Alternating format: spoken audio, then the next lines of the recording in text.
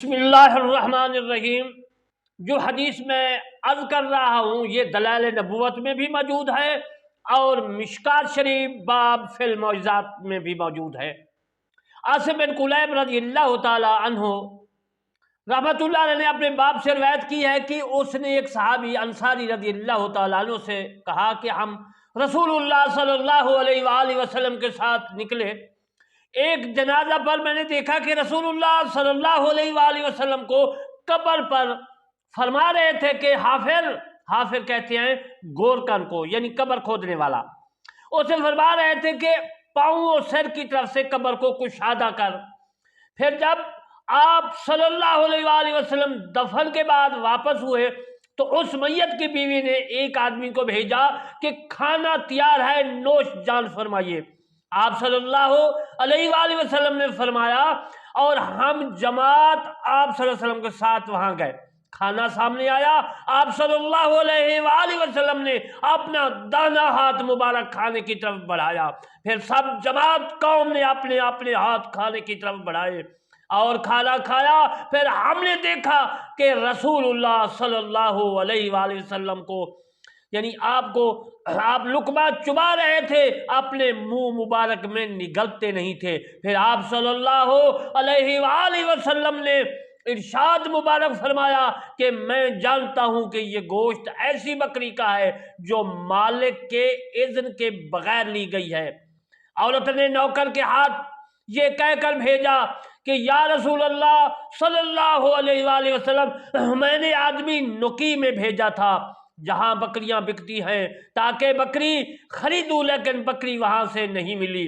پھر میں نے پڑوسی کے پاس آدمی بھیجا جو اس نے بکری خریدی ہے، وہ مجھے بقیمت بکری بھیج دی، اتفاق سے وہ ہمسایہ بھی گھر میں نہیں تھا۔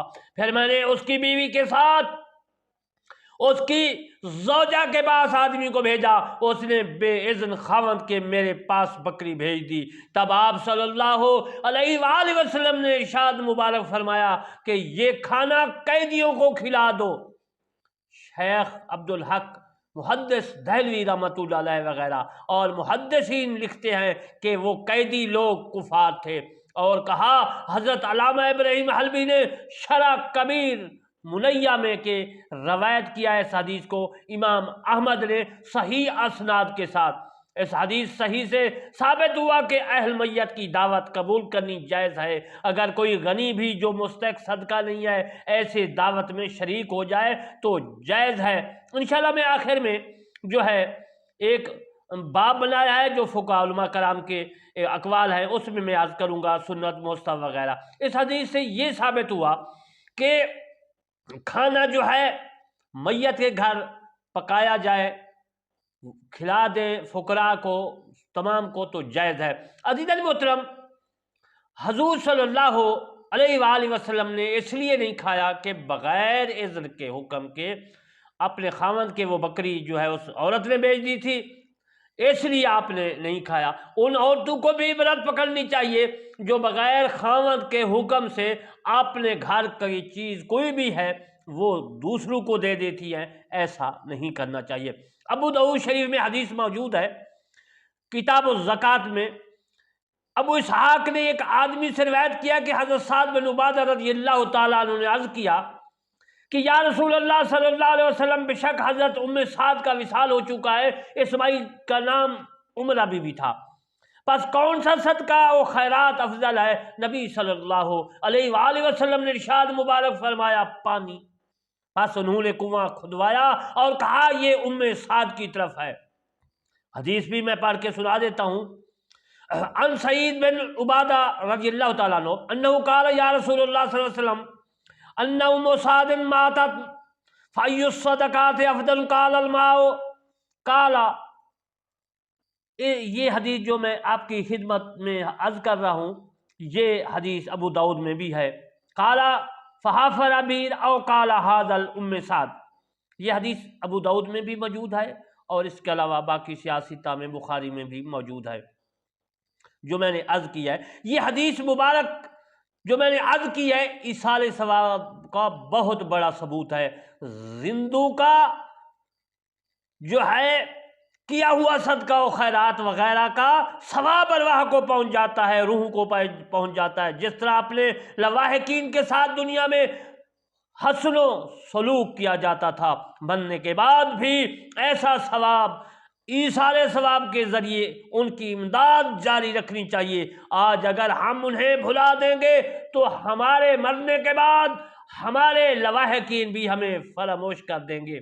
اس حدیث میت کی نسبت کنواں وقف کرنا، عزیز محترم میں نے اپنی تفسیر کرمانی میں سرخی لگائی ہے، اور تفسیر کرمانی جو ہے، جو میں عرض کر رہا ہوں ایصال ثواب کی نسبت، کہ جو آدمی فوت شدہ کو کوئی دعا وغیرہ پڑھ کر بخشے وہ بھی پہنچ جاتی ہے، اور کھانا وغیرہ جس طرح میں نے یہ حدیث مبارکہ بخاری اور ابو داؤد کی عرض کی ہے، پڑھی ہے، اس سے بھی ثابت ہوا کہ پہنچ جاتا ہے۔ ابو داؤد کتاب الوصایا میں بھی موجود ہے، کتاب الوصایا بخاری میں بھی موجود ہے، کتاب الجنائز میں بھی موجود ہے، موطا امام مالک کتاب النذور میں بھی موجود ہے۔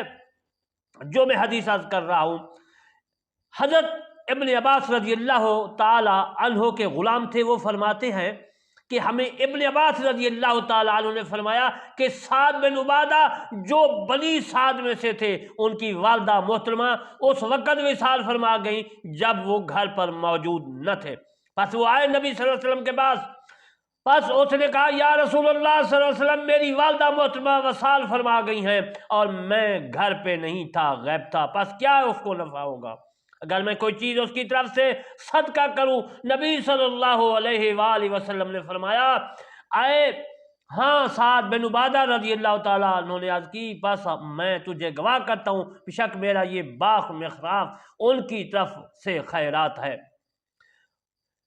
عزیزان محترم، وہ محراب باغ کھجوروں سے لدا ہوا تھا، اس وقت کھجوریں پک کر تیار تھیں، تو حضرت سعد بن عبادہ رضی اللہ تعالیٰ عنہ نے وہ محراب باغ اپنی ماں عمرہ بی بی کے ایصال ثواب میں خیرات کر دیا۔ اس باغ کی کھجوریں لوگوں نے کھائیں اور ثواب اس مائی صاحبہ کو ہوا۔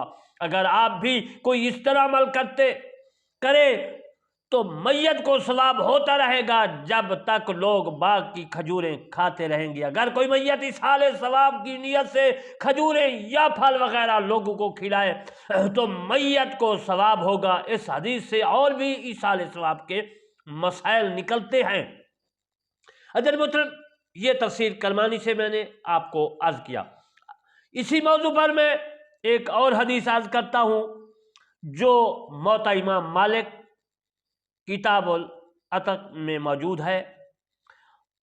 میرے رسول اللہ صلی اللہ علیہ وآلہ وسلم کے غلام جو ہیں وہ اس حدیث کو روایت کرتے ہیں، وہ فرماتے ہیں قاسم بن محمد نے کیا ان کو نفع ہوگا اگر میں اپنی والدہ کی طرف سے غلام آزاد کروں؟ تو عزیز محترم، غلام آزاد کروں؟ پھر قاسم نے فرمایا کہ سعد بن عبادہ رضی اللہ تعالیٰ عنہ نے رسول اللہ صلی اللہ علیہ وسلم سے عرض کی بے شک میری والدہ فوت ہو گئی، پس کہاں ان کو نفع ہوگا اگر میں ان کی طرف سے غلام آزاد کر دوں؟ پس ارشاد فرمایا رسول اللہ صلی اللہ علیہ وسلم نے ہاں ہوگا فائدہ، یعنی محراب باغ ہے، کنواں ہے، یہ غلام آزاد ہے۔ سعد بن عبادہ کی حدیث میں عرض کر رہا ہوں، تو اس نے 3 حدیثیں اس میں ہیں، ایک غلام کرنے کی جو میں نے عرض کیا ہے کہ ایصال ثواب کی خاطر ان کو نفع پہنچانے کی خاطر غلام آزاد کرنا، یہ بھی جائز ہے۔ سعد بن عبادہ کی پہلے میں نے عرض کی کہ کنویں کی خاطر پوچھا پانی تو آپ نے کنواں وقف کر دیا ایصال ثواب میں۔ پھر دوسری میں نے حدیث عرض کی تو اس میں جو ہے محراب باغ کا کھجوروں کا تھا۔ اب تیسری حدیث جو میں نے عرض کی ہے سعد بن عبادہ کی، اس کی والدہ فوت ہو گئی تو غلام آزاد کرنے کا حکم ہے۔ اس حدیث سے ثابت ہوا کہ جو وصیت کی جائے اس کا پورا کرنا ضروری ہوتا ہے۔ شریعت میں اس کو واجب کہتے ہیں، ایک فرض ہوتا ہے، ایک واجب ہوتا ہے، ایک سنت ہوتی ہے، غیر مستحب ہوتا ہے، ایک غیر جس کو ہم غیر مستحب کہتے ہیں، یا پھر ایک ہوتا ہے نفل۔ حضرت محترم، یہ جو ہے یہ واجب ہے۔ جب میت کی وصیت کو پورا کریں گے تو اس کی روح کو ثواب ہوگا۔ امام محمد امام ابو حنیفہ حماد سے روایت کرتے ہیں کہ ابراہیم نخعی رحمۃ اللہ علیہ نے کہا کہ جب کوئی آدمی وصیت میں کہے کہ فلاں غلام آزاد ہے اور فلاں کو 1000 روپے 1000 درہم، تو پہلے غلام آزاد کیا جائے۔ اگر کہے کہ فلاں آزاد اور فلاں کو جو ہے اتنا مال دو، تو پہلے مال دیا جائے، اور اگر کہے کہ فلاں کو یہ غلام دے تو اور فلاں کو اتنا مال دو، تو پہلے تہائی سے غلام آزاد کیے جائے۔ امام محمد نے کہا کہ اس کو ہم لیتے ہیں اس چیز میں سے جو بیان کیا ہے، آزاد کرنے سے پھر اس کے بعد اگر کچھ تہائی بچے تو دوسری وصیت جاری کی جائے۔ اگر کہے کہ فلاں کو بعین ہی یہ غلام دے دو اور فلاں کو اتنا مال دے دو، تو دونوں تہائی میں سے خاص ہوں گے، اس کو حصہ دیا جائے، تہائی سے زیادہ درست نہیں ہے۔ اور یہی قول امام ابو حنیفہ رحمۃ اللہ علیہ کا ہے۔ یہ مسئلہ کتاب الاثار میں بھی موجود ہے اور میری تفسیر کرمانی میں بھی یہ مسئلہ موجود ہے۔ عزیز محترم، یہ میں تمام مسئلے ایصال ثواب کے متعلق عرض کر رہا ہوں۔ موت امام محمد میں ہے، عبارتیں بھی میرے تفسیر کرمانی میں جو ہے ساتھ ساتھ میں نے حدیثیں بھی لائی ہوئی ہیں، میں عربی عبارت کو چھوڑ کر پڑھ رہا ہوں۔ عائشہ زوج النبی صلی اللہ علیہ وسلم رکابن کثیرہ، موت امام محمد میں ہے، یحییٰ بن سعید نے کہا عبد الرحمن بن ابو بکر نیند میں وصال فرما گئے۔ حضرت عائشہ صدیقہ رضی اللہ تعالی عنہا سے عبد الرحمن کی طرف سے بہت سے غلام آزاد کیے، فائدہ اگر کوئی اچانک فوت ہو جائے اس کی طرف سے غلام آزاد کریں اور کھجوریں پھل وغیرہ لوگوں میں تقسیم کریں تو اس کی روح کو ثواب اور راحت سکون پہنچتا ہے۔ عزیز محترم، اس میں کوئی اختلاف نہیں ہے جو میں حدیث بیان کر رہا ہوں، سیاستہ کی حدیث ہے، بخاری مسلم ترمذی ابن ماجہ کی حدیث ہے، اور مسند میں بھی مسند احمد میں بھی موجود ہے اور طبرانی میں بھی موجود ہے۔ تو میں آپ سے آخر میں یہی ریکویسٹ کروں گا کہ میرے چینل کرمانی اور دوسرا چینل کرمانی جو ہے 1 کو اور تیسرا کرمانی ٹی وی 3 کو سبسکرائب، لائک، کمنٹ کریں تاکہ یہ مسائل جو ہیں آپ تک پہنچے، دوسروں تک پہنچے، میرے دوست پڑھیں، علم میں اضافہ ہو، اس پر عمل ہو، آپ کو بھی ثواب ہوگا، مجھے بھی ثواب ہوگا۔ میں علامہ طارق حسین کرمانی، بستی یاسر آباد، چاکمال تحصیل میرسی، ضلع وہاڑی، صوبہ پنجاب، پاکستان سے عرض کر رہا ہوں کہ اگر کسی کو کوئی مسائل ہو یا جو میں حدیث عرض کر رہا ہوں کسی کو اس میں کوئی الجھن وغیرہ پیش آئے یا اس میں آپ کو کوئی تفصیلی بات جو ہے کرنی ہو تو میرے نمبر پر جو ہے رابطہ کر کے مجھ سے سوال جواب جو ہے کر سکتے ہیں۔ وما علینا الا البلاغ المبین۔